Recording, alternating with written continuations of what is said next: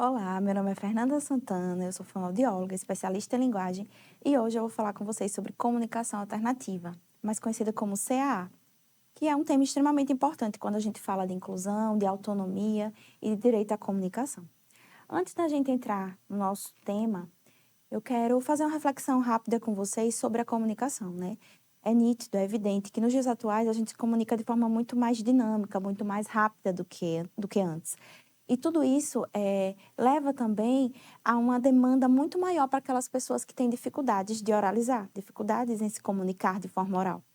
E por isso a gente precisa pensar como, né, quais estratégias, quais metodologias a gente pode adaptar para poder garantir o direito dessas pessoas de se comunicarem. Pensando nisso, e antes de falar sobre comunicação alternativa, a gente precisa entender alguns conceitos. Um deles é a linguagem. O que seria a linguagem, né? A linguagem, né, que é um conceito mais amplo, é um sistema estruturado, né, de sinais, sons, símbolos, gestos, usado para expressar ideias, pensamentos, desejos, sentimentos. E ela pode se manifestar de algumas formas, né? Oral e não oral. Então, quando a gente fala na fala, né, é o ato motor, ela está aqui no que a gente coloca como forma oral. Já a forma não oral está associada a gestos, expressões faciais, sinais, imagens. E também pode ser manifestada de forma mista quando a gente combina essas duas formas, né? A oral e a não oral. Então, fala é diferente de linguagem, a gente precisa estar ciente disso. Para se comunicar, a gente pode se comunicar através da fala, mas também de outras formas. A fala é apenas uma das manifestações de linguagem. Exemplificando a linguagem, né, gestos, expressões faciais, fala, escrita. E para ter comunicação, a gente precisa ter o que dizer, para quem dizer, o instrumento, né, a forma, né, o veículo como a gente se comunica e o desejo de se comunicar. Aqui são alguns pré-requisitos de fala, né, alguns pré-requisitos para que a linguagem aconteça. A gente precisa ter atenção, manter o contato visual, imitar, interagir, ter o simbolismo, compreender e então falar. Esses pré-requisitos são muito importantes porque para que a gente desenvolva a linguagem é necessário que eles existam e quando a gente trabalha comunicação alternativa, isso vai acontecer concomitantemente. E agora a gente vai falar sobre o tema, o que é a comunicação alternativa, né? É um conjunto de estratégias, de recursos que auxiliam as pessoas com dificuldades na fala, ou seja, pessoas com dificuldades em oralizar, e ela pode complementar ou substituir a fala, né? Inclui o uso de gestos, pranchas de comunicação, aplicativos, dispositivos eletrônicos. Então, ela pode acontecer, é uma metodologia bem ampla, ela pode acontecer de várias formas, e o principal objetivo é dar acesso à comunicação à pessoa que tem dificuldade. Né? Então, ela pode incluir, como eu já falei, os gestos, sinais, os símbolos e pictogramas, que são metodologias mais fechadas, como o PECS, que a gente ouve muito falar, POD, CoroPower, dispositivos eletrônicos e de fala. Quando a gente fala de comunicação alternativa, tem alguns mitos, né? Fala-se muita coisa que acaba atrapalhando, né, o uso da comunicação alternativa e a gente precisa explicar esses detalhes. Então, quando a gente fala de comunicação alternativa, é verdade que a comunicação alternativa deixa a criança mais preguiçosa para falar? Não, pelo contrário. A comunicação alternativa, ela vem para ampliar esse vocabulário, né? Ela vem para, não é para substituir, mas para estimular a fala, estimular a comunicação. Então, jamais vai deixar a criança mais preguiçosa. Deve começar em que idade? Não existe uma idade. Existem alguns estudos que falam de crianças que iniciaram aos 9 meses, aos 18 meses. Então, a idade vai depender da necessidade de cada criança. E quanto antes a gente pensar em comunicação alternativa, a gente vai estar estimulando a comunicação. Existe uma metodologia melhor que a outra? Quando eu falo metodologia, como eu citei antes, tem o PECS, tem POD, tem alta tecnologia, baixa tecnologia, e o que vai existir é a necessidade de cada pessoa. Então, não existe uma metodologia, os estudos já comprovam isso, que não existe um método melhor que o outro, existe a necessidade de cada usuário.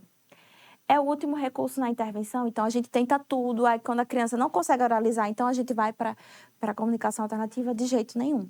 Ela vem para ampliar, para estimular a comunicação.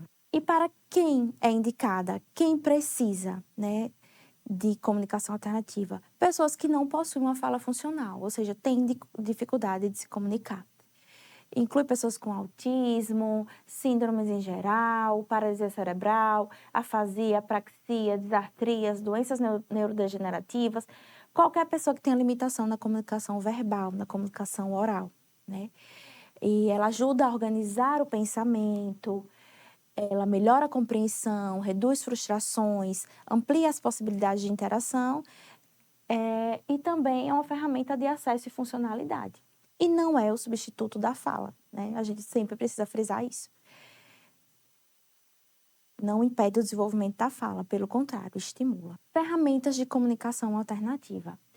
A gente tem alguns exemplos aqui de ferramentas que a gente usa para trabalhar comunicação alternativa. Quadros de comunicação com figuras e pictogramas, aplicativos de comunicação, tablets, celulares, pranchas de letras ou palavras e sistema de troca de símbolos PECs. Aqui a gente tem alguns exemplos de recursos de baixa tecnologia, né? Então, os recursos de baixa tecnologia, eles envolvem pranchas, chaveiros, todos feitos manualmente, como está aqui exemplificado. Aqui a gente tem alguns recursos de alta tecnologia, tablets, computadores, softwares.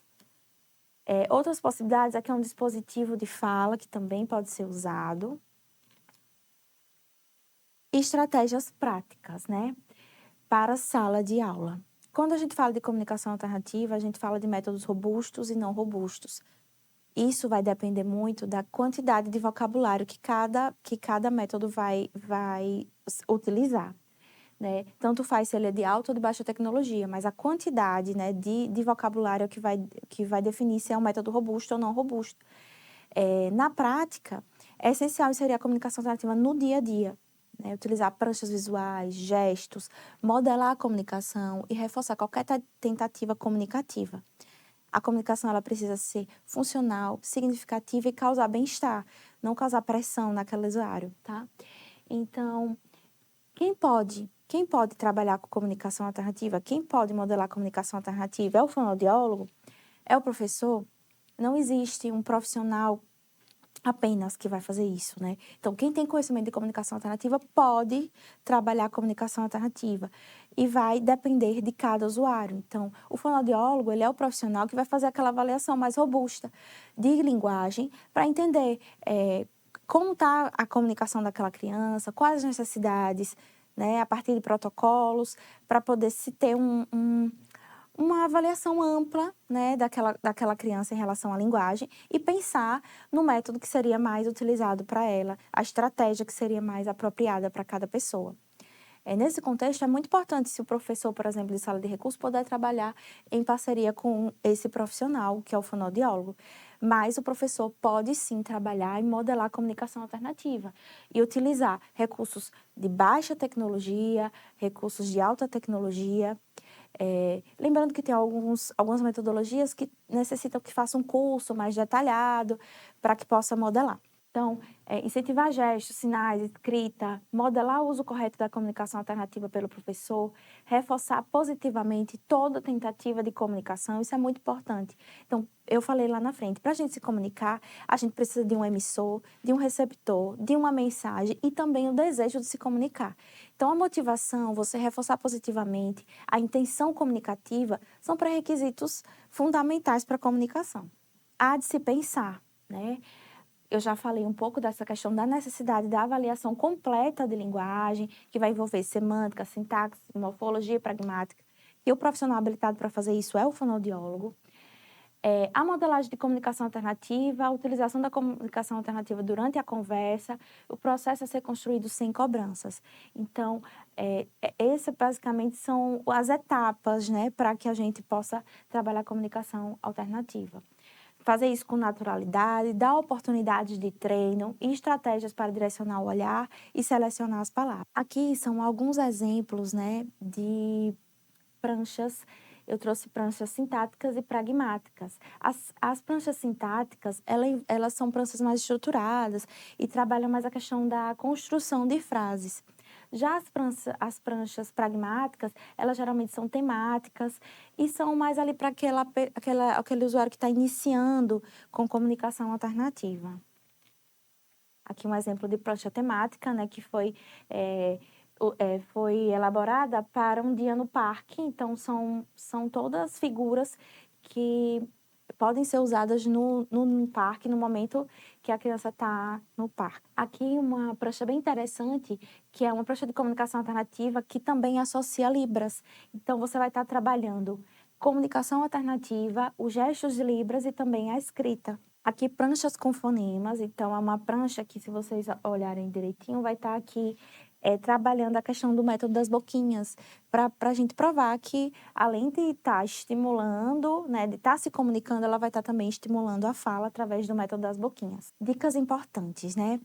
Observar os sinais não verbais. A gente precisa conhecer a criança, conhecer o adulto, enfim, a pessoa que está com dificuldades para se comunicar. Como ela se comunica? Ela consegue piscar? Ela aponta? Já existe alguma intenção comunicativa? Então, a dica mais importante é você observar a pessoa, observar a criança, para que a gente entenda como iniciar a modelagem de comunicação alternativa. Tenha paciência, respeite o tempo de resposta. Muitas vezes a gente faz a pergunta, a gente não espera um retorno da criança, então e a gente já dá a resposta, e isso impede essa troca. Crie rotinas consistentes, personalize os recursos de acordo com cada criança, use figuras, imagens do dia a dia dela e trabalhe em parceria, né, como eu falei, com os profissionais, no caso, se existirem profissionais que estão acompanhando, e com a família, porque a comunicação alternativa, ela tem que migrar para todos os espaços que a criança participa, escola, casa, lazer, terapias. E quais os benefícios, né, da comunicação alternativa? Ela amplia a participação do aluno nas atividades, reduz frustração e comportamentos desafiadores, porque quando a criança ela não se comunica, ela tem dificuldade para se comunicar, isso vai gerar comportamentos disfuncionais. Então, quando a gente consegue modelar a comunicação alternativa, a gente reduz essa frustração e a gente também trabalha comportamentos desafiadores. Reduz esses comportamentos desafiadores, promove a autonomia e a autoestima e facilita a aprendizagem e interação.